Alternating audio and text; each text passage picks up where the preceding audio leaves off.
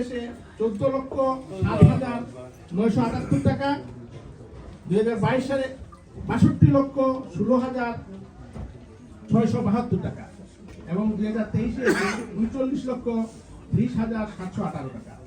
এই টাকাগুলো আসলে ব্যয় হয়েছে এই জনাব আব্দুল শহীদ উপাধ্যক্ষ জনাব আমাদের মন্ত্রী মহোদয়ের নামে ভবন, এটা প্রশাসনিক ভবন হিসাবে এবং এই সমস্ত খাতে ব্যয় হয়েছে। আচ্ছা, 10 লক্ষ টাকা জেলা পরিষদের মাধ্যমে কিন্তু খরচ হয়েছে।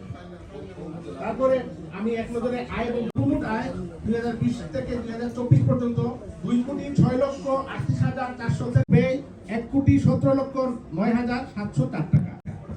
এখন এই টাকাগুলো আছে স্থায়ী আমানতে, চলতি হিসাবে আছে 30 লক্ষ, পরিচালনা হিসাবে আছে 7,25,000 এবং টাকা তহবিল। তারপরে সম্মানিত দাতাদের আরো প্রতিশ্রুতি, যে প্রতিশ্রুতি প্রায় 30 লক্ষ টাকা ইনশাআল্লাহ আমরা পেয়ে যাবো, এটা কাজ চলতেছে। তারপরে পরিমাণ হবে প্রায় 30 থেকে 40 লক্ষ টাকা।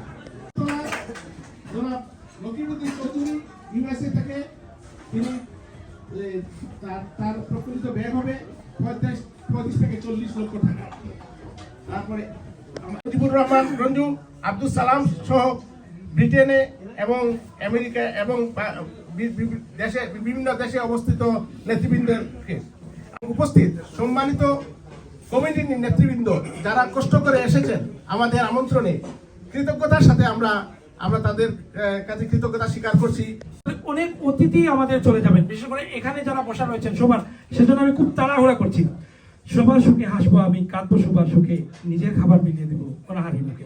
আমাদের আসলে সবার সুখকে আমাদের সম্প্রতি গিয়ে এসেছেন আমাদের শমশেরনগর হাসপাতালে। মাসুম ভাই চলে যাবেন, আমরা কৃতজ্ঞ আপনি এসেছেন।